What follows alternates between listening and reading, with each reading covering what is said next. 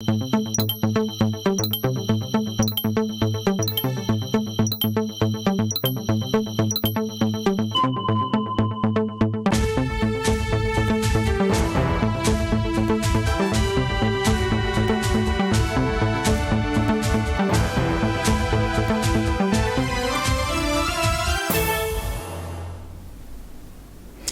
promotion immobilière désormais limitée dans les zones urbaines au Burkina. La loi portant promotion immobilière a été votée à l'unanimité ce matin par les députés de la transition. Toutes les innovations de cette loi à suivre en début de journal. Les examens du baccalauréat session 2023 ont débuté ce matin sur toute l'étendue du territoire national. Le top départ a été donné au lycée Wenpouiré de Samba par le ministre chargé de l'Éducation nationale. Cette année, ils sont plus de 132 900 candidats à l'assaut de ce premier diplôme universitaire. Images et commentaires dans un instant. L'actualité ce soir, c'est aussi ce séminaire scientifique sur la réconciliation nationale et la cohésion sociale au Burkina. Durant 3 jours, il s'agira de trouver des stratégies pour renforcer la cohésion sociale et le vivre ensemble. On en parle au cours de cette édition. Bonsoir, merci de nous suivre. La loi sur la promotion immobilière, une question qui a toujours divisé le gouvernement et les promoteurs immobiliers. Depuis le régime de Roch-Kaboré en passant par Paul-Henri Sandaogo Damiba, promoteurs immobiliers et gouvernement ont toujours été à couteau tiré. La transition du capitaine Ibrahim Traoré a définitivement tranché sur la question. Le Burkina Faso dispose désormais d'une nouvelle loi portant promotion immobilière. Le projet de loi a été voté à l'unanimité ce matin par les députés de la transition. Désormais, avec cette loi, les sociétés immobilières ne peuvent plus vendre des parcelles. Aussi, la mobilisation et l'aménagement du foncier incombent à l'État et aux collectivités. Les détails avec Abdoulaye Mienye. L'Assemblée législative de transition a ainsi adopté à l'unanimité des 70 votants le projet de loi portant promotion immobilière au Burkina Faso. Cette nouvelle loi vient remplacer la loi de 2008 et apporte des innovations majeures, explique le ministre en charge de l'urbanisme, Mikailou Sidibé. Désormais, les promoteurs immobiliers ne peuvent être que des personnes morales. L'autre innovation est que les promoteurs immobiliers ne peuvent plus vendre des parcelles. Seuls l'État et les collectivités mobilisent le foncier, aménagent et mettent à la disposition des sociétés immobilières qui sont chargées de la construction des logements. Plus question de vendre des parcelles nues. La deuxième innovation majeure qui est apportée, c'est que la promotion immobilière se passe au niveau des centres urbains, des terres sur des terrains urbains aménagés. Donc, ce qui nous permet d'écarter les terres rurales et de protéger ces terres-là qui sont destinées aux activités agro-silvopastorales. La troisième innovation qui est apportée, c'est la limitation des superficies qui sont destinées à la promotion immobilière. Dorénavant, la promotion immobilière ne peut se faire que sur une superficie n'excédant pas 5 hectares par promoteur et par projet immobilier. Donc cela permet justement d'éviter l'étalement urbain et l'accaparement des terres. Pour la commission qui a été saisie pour apprécier cette loi, le processus de l'adoption s'est voulu inclusif. Cette nouvelle loi va donc s'appliquer au projet en cours, explique le vice-président de la Commission des affaires générales, institutionnelles et des droits humains, Lassina Guiti. Non, cela ne veut pas dire qu'on va les retirer. Cela veut dire tout simplement qu'ils peuvent voir avec l'État comment est-ce que l'État va aménager ces hectares-là et puis les céder par 5 hectares pour qu'ils puissent construire des logements sociaux qu'ils vont pouvoir mettre à la disposition de nos populations. S'ils ont purgé les droits fonciers auprès des possesseurs terriens, effectivement, ils ont purgé ces droits. Mais cela ne veut pas dire qu'il faut vendre des parcelles nues. Il faut laisser l'État aménager et construire des logements sociaux qu'on mettra à la disposition des populations. Ainsi, la loi adoptée, le ministre en charge de l'urbanisme entend mener une campagne de communication afin que les populations s'en approprient. Le gouvernement entend également prendre le plus vite possible le décret d'application, un texte réglementaire qui viendra décider du sort de ceux qui ont déjà acquis des parcelles avec les sociétés immobilières.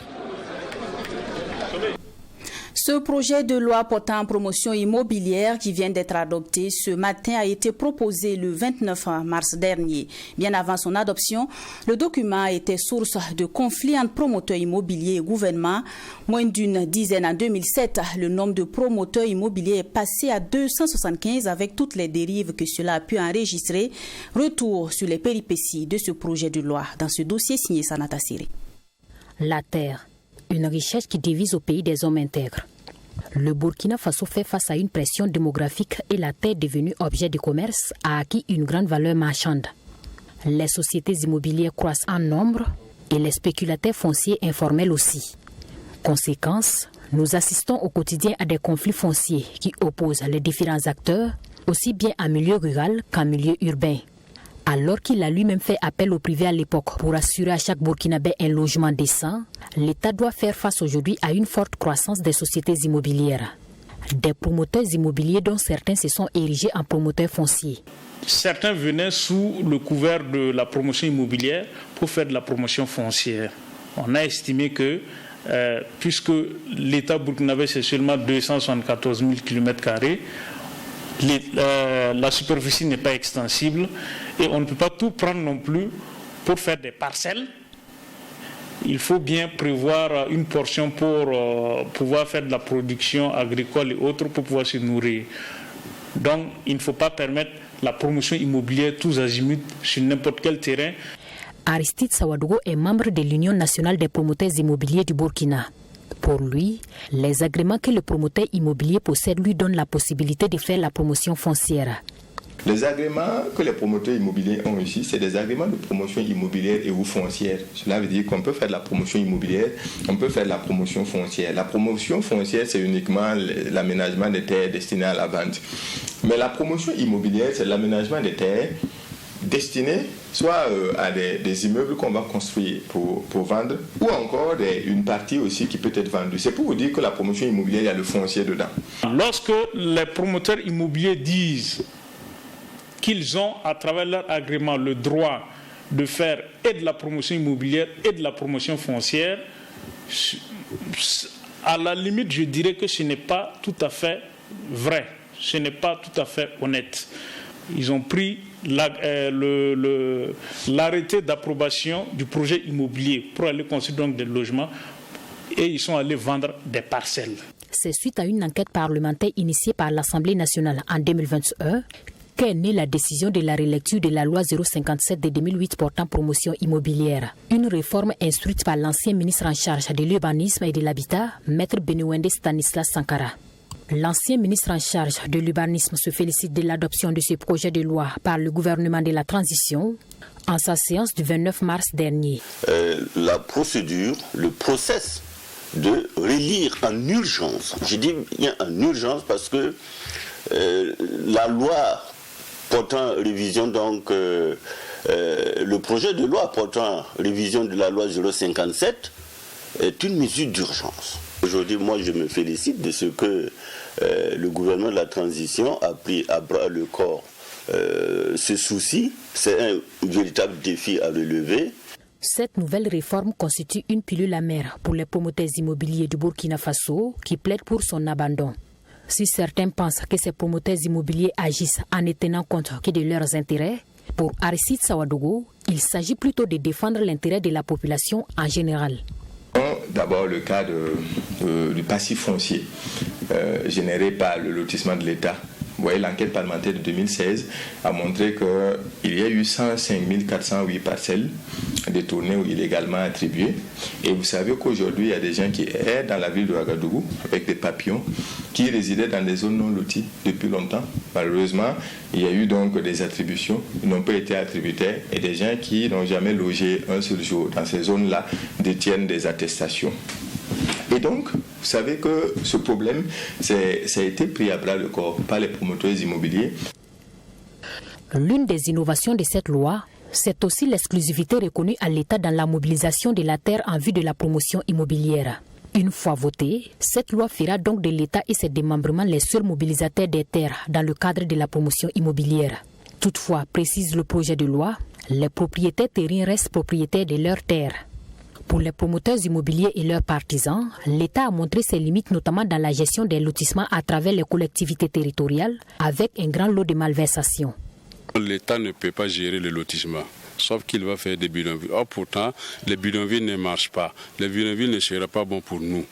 L'État parle de restructuration. L'État ne peut plus faire une restructuration comme l'a fait lors de la Révolution. Non, l'État ne peut pas faire tracer des voies, mettre de l'eau, l'électricité et puis maintenant laisser les gens comme ça. Un État n'est pas capable. Croyez-vous qu'un promoteur immobilier qui doit s'endetter en banque soit plus capable que l'État? Je ne pense pas. L'État dit agir pour la satisfaction de l'intérêt de la population, les promoteurs immobiliers aussi. Ce nouveau projet de loi portant promotion immobilière sera-t-il donc une réalité? La question est posée et il revient à l'Assemblée législative de transition de trancher urgemment ce nœud gordien. Même si tout le monde convient que le foncier est une bombe à désamorcer, il reste difficile de faire l'unanimité sur les méthodes, tant certaines positions semblent antagonistes avec des enjeux divers pour chacune des parties. Plus de 132 900 candidats se sont lancés ce matin à la conquête du baccalauréat session 2023 au Burkina. Le ministre chargé de l'Éducation nationale a donné le top départ des compositions au lycée Wenpuré dans la commune rurale de Saba. Avec son collègue chargé de l'enseignement supérieur, il a procédé à l'ouverture de la première enveloppe contenant l'épreuve de français. Regardez. On est calé, c'est méchant. On est là. Ça va aller. On est calé. C'est méchant, on est là. Tels sont les propos d'un candidat parmi les 132 900 candidats répartis sur 502 jurys à la conquête de leur premier diplôme universitaire contre 142 728 candidats de l'année dernière, soit une baisse de l'effectif de 6,84% des candidats par rapport à l'année précédente. Après le message d'encouragement de la délégation gouvernementale, avec à sa tête le ministre en charge de l'Éducation nationale et son collègue en charge de l'enseignement supérieur, l'heure est à l'ouverture de la première épreuve, l'épreuve de français. Si pour certains candidats le stress et la peur se lisent sur les visages, pour d'autres, après 9 mois de formation sans manifestation de crise majeure, sauf celle sécuritaire, l'espoir est au rendez-vous. Bon, c'est un examen, on ne peut jamais dire qu'on est prêt. Et comme c'est un examen, on attend de voir les sujets en fonction de ça, on saura. Ah oui, pas de stress. Je sens un peu léger, plus on espère que les résultats seront un peu légers encore. Oui, on espère empocher le bac cette année, Inch'Allah. En lançant ces épreuves du baccalauréat session 2023, le chef du département en charge de l'éducation nationale dit avoir une pensée pour l'ensemble des candidats, mais surtout ceux dans les zones à fort défi sécuritaire qui font preuve de courage et de résilience. Donc nous enregistrons donc une baisse des effectifs de 6,84%. Cela, bien sûr, peut être lié, cette baisse, à la situation sécuritaire. Parce que par un endroit, ça n'a pas été facile. J'ai une pensée pour eux, parce qu'ils ont fait preuve de courage, de grande résilience. Donc je leur dis de tenir toujours, parce que le bout du tunnel n'est pas loin. Les difficultés n'ont pas manqué dans l'organisation des examens du baccalauréat session 2023. Surtout les difficultés liées à la mise en place du nouveau logiciel au département de l'éducation nationale qui auparavant était géré par plusieurs logiciels propriété des structures privées selon Joseph-André Ouedraogo, en plus de la situation sécuritaire difficile que traverse le Burkina Faso. En accédant à la tête de ce département, j'ai mis un point d'honneur à doter le ministère d'un logiciel propre à lui. Il a été mis en place, c'est le SUGEC. Et on doit cette performance à une équipe dynamique de la direction des services informatiques. Ils ont travaillé nuit et jour, contre 0 franc. Je précise, contre 0 franc. Vous pouvez vérifier. C'est un acte de haut patriotisme. Il ne faut pas oublier que notre pays aussi est en guerre. Donc pour stabiliser la liste des candidats jusqu'à 4 h du matin, j'étais en veille. Pour régler des problèmes, déplacer des candidats, il ne faut pas que certaines personnes oublient le contexte. Au niveau de ce centre à 3 jurys dans la commune de Saba, aucune difficulté majeure n'a été constatée selon le président du jury 202, Nerbeniwende Sawadago, sauf l'absence de certaines pièces en ce qui concerne certains candidats. Il reste donc l'acquisition du logiciel de correction qui sera réglé dans les prochaines heures, souligne le président du jury. Lancé ce 20 juin, les résultats des examens du baccalauréat, premier tour, session 2023, sont prévus le 29 juin prochain. Dans la région des Hauts-Bassins, c'est le lycée privé Alpha 6 au secteur 22 de la ville de Bobo-Dioulasso qui a abrité le lancement officiel des épreuves de cette session du baccalauréat. Ils sont plus de 20 700 candidats dans cette région en quête du premier diplôme universitaire. L'ouverture de la première enveloppe a été immortalisée par Serge Bruno Bado. Ils sont 20 766 candidats dans la région des Hauts-Bassins à prendre part à l'épreuve du baccalauréat session 2023. Un examen qui ouvrira les portes de l'université à ces candidats. Pour le directeur régional des enseignements post-primaires et secondaires des Hauts-Bassins, Frédéric Armand d'Almeida, toutes les conditions sont réunies pour un bon déroulé de l'examen. C'est un examen, autant pour les candidats que pour les organisateurs. La pression est partout et le stress est partout. Et comme M. le secrétaire général vient de le dire, nous travaillons à parfaire les choses au fur et à mesure que nous allons avancer. Mais il n'y a pas de difficulté qui puisse bloquer le déroulement de l'examen. Ça, je vous le dis. La secrétaire générale de la région de Hauts-Bassins, Mariama Konaté, a tenu à encourager le corps enseignant pour les efforts fournis malgré la situation difficile que connaît le pays. Nous sommes également là pour encourager leurs encadreurs que sont le corps enseignant. Et vous savez, dans le contexte dans lequel nous sommes aujourd'hui, ce n'est pas facile. Et les enseignants ont donné le meilleur d'eux-mêmes tout au long de l'année pour donner le savoir aux enfants.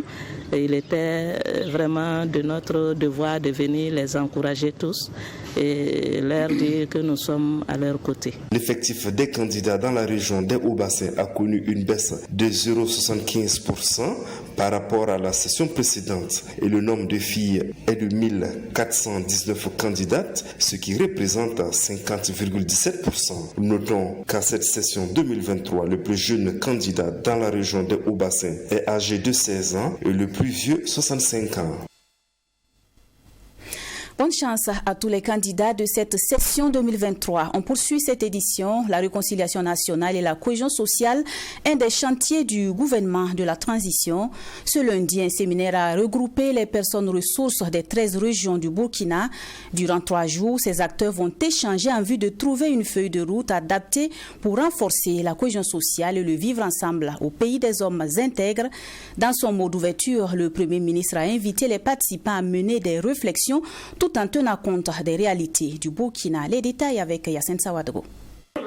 La réconciliation nationale, la cohésion sociale et le vivre ensemble sont des préoccupations majeures au Burkina Faso. Il faut donc trouver des réponses à ces préoccupations afin que le pays trouve sa quiétude d'antan. C'est toute l'importance de ce séminaire scientifique sur la réconciliation nationale et la cohésion sociale au Burkina Faso. Ouvert par le chef du gouvernement, Maître Apollinaire Joachimson Kielem de Tambela, ce séminaire va permettre aux participants de se pencher sur les différentes questions qui impactent la vie de la nation. La réconciliation nationale et la cohésion sociale exigent beaucoup de choses. Qu'est-ce qui peut mettre à mal cette réconciliation et cette cohésion sociale? Ce sont les frustrations. Les frustrations peuvent être individuelles ou collectives. Les frustrations individuelles, il est difficile de les remédier toutes. Une ambition non réalisée peut créer une frustration. Un objectif non atteint peut créer une frustration. Mais nous devons faire en sorte à limiter l'impact des frustrations collectives qui sont un ensemble de frustrations individuelles rassemblées. Ce sont les frustrations collectives qui sont les sources des mises à mal de la cohésion sociale et de l'absence de réconciliation. Selon la ministre en charge de la réconciliation nationale, Nandi Somé Diallo, plusieurs raisons ont justifié la tenue de ce colloque sur la réconciliation nationale. D'abord, la crise sécuritaire que traverse notre pays nous l'impose. Ensuite, notre cohésion sociale se dégrade continuellement et également l'effritement du tissu social persiste. Alors, pour réussir la réconciliation nationale, il nous est paru nécessaire de recueillir la contribution de tous. Donc le séminaire que nous venons d'ouvrir ce matin, l'objectif est de proposer une feuille de route adaptée au contexte et consensuelle qui puisse permettre de répondre aux aspirations de réconciliation de l'ensemble des Burkinabés. Présent également à l'ouverture de ce séminaire, Naba Panam Tougri, chef de Manega, a demandé aux Burkinabés de se surpasser pour une réconciliation véritable. Nous avons perdu notre âme. Nous avons perdu ce que nos ancêtres nous ont enseigné. La cohésion sociale, donner sa propre vie, accepter sa propre mort et que la population ne meure pas.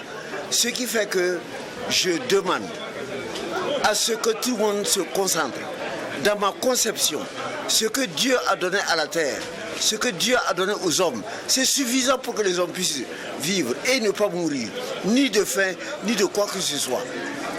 C'est le manque de la solidarité humaine, le manque de partage, le manque de considération de l'autre et surtout de considération de la nation qui impose le véritable patriotisme. C'est ça qui nous manque. Il sera aussi question à ce séminaire scientifique sur la réconciliation nationale et la cohésion sociale au Burkina Faso d'exploiter les travaux des gouvernements passés sur la réconciliation nationale. Une feuille de route adaptée et consensuelle sur la réconciliation nationale de toutes les filles et fils est également attendue à la fin des travaux. Du 25 novembre au 2 décembre prochain, Ouagadougou abritera le Salon international de l'automobile au Faso. Une semaine durant, l'événement va réunir des concessionnaires et des professionnels des pays comme les États-Unis d'Amérique, le Mali, la Côte d'Ivoire et bien sûr le Burkina.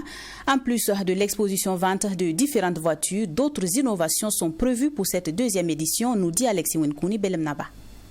Le SIAFA, Salon international de l'automobile au Faso, plus qu'un rendez-vous d'exposition de voitures, constitue un cadre privilégié pour explorer les dimensions multiples de l'industrie automobile, selon Benjamin Bansé, le chargé du projet de ce salon.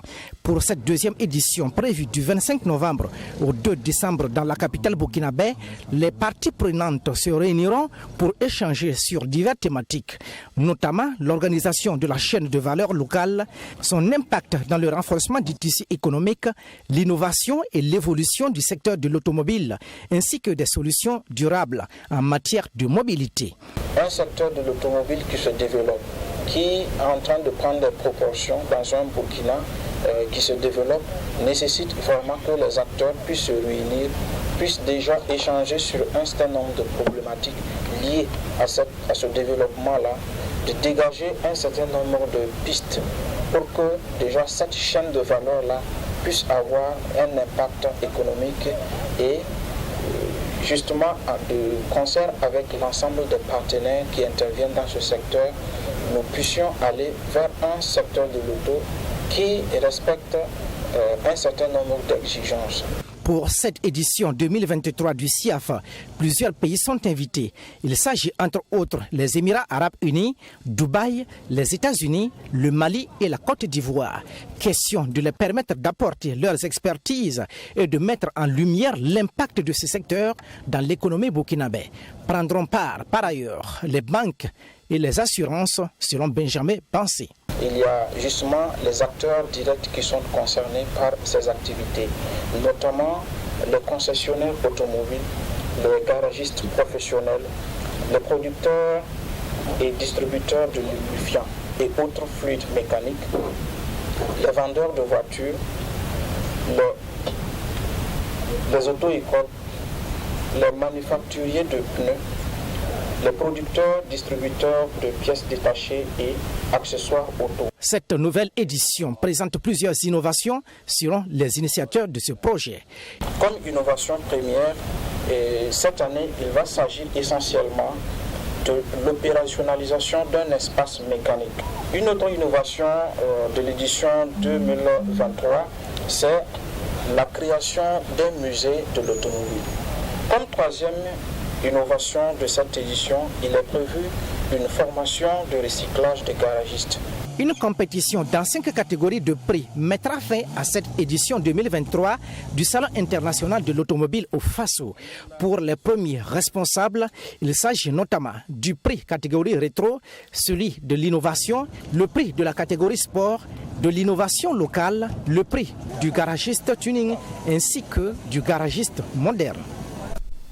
Hors de chez nous, pour terminer, la chaîne de télévision sénégalaise Wolf TV suspendue depuis le 1er juin et ce pour un mois. Le gouvernement sénégalais lui reproche sa couverture des manifestations contre la condamnation de l'opposant Ousmane Sonko. Reporters sans frontières dénonce un acharnement et une décision abusive du ministre sénégalais de la communication. Reportage. Des plateaux vides, un personnel au chômage technique. Wolf TV galère depuis sa suspension pour 30 jours le 1er juin dernier.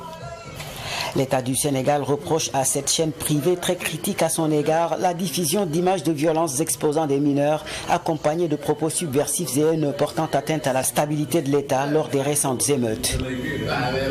Le pouvoir politique semble nous montrer, à chaque fois qu'il y a de la tension politique dans ce pays, que Walfadjri dérange. Parce que vous conviendrez avec moi que quand il y a des manifestations violentes au Sénégal, nous faisons de l'information de proximité, nous faisons de l'information générale. Alors s'il y a des événements comme ça, moi je ne vois pas pourquoi Walfadjri devrait croiser les bras et dire qu'on ne fait pas d'édition spéciale sur ça, qu'on ne fait pas de direct sur ça. Ces véhicules calcinés appartenaient au Centre d'études des sciences et techniques de l'information, le CESTI de Dakar. Ils ont été incendiés lors des émeutes de début juin. Cette école de journalisme devient ainsi une victime collatérale de la tension politique qui règne actuellement au Sénégal, tout en symbole. Le groupe Futur Média est une autre victime de l'acharnement contre les journalistes pris entre le marteau du pouvoir et l'enclume de l'opposition.